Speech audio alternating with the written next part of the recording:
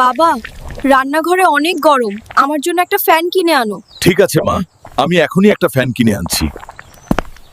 আমার কাছে চিপস খাওয়ার জন্য 10 টাকাও নেই। আমি এখন কিভাবে একটা ফ্যান কিনে আনবো?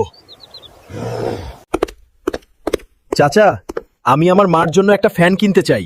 আমাকে একটা ভালো ফ্যান দেখান। আরে তোর তো কোনো টাকা নাই, তুই তো একটা গরিব, তুই কিভাবে ফ্যান কিনবি?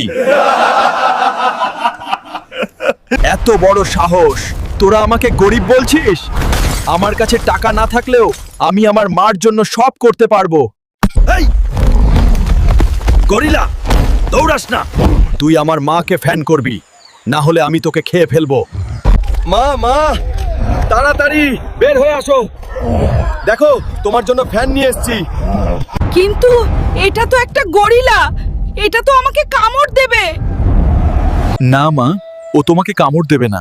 ও তোমাকে বাতাস করবে যখন তোমার বাতাস আমি লাগবে। তোকে খুব ভালোবাসি আমার ছেলে, তুই আমার অনেক খেয়াল রাখিস। বন্ধুরা, তোমরা যারা মাকে খুব ভালোবাসো তারা সবাই লাইক আর সাবস্ক্রাইব করো।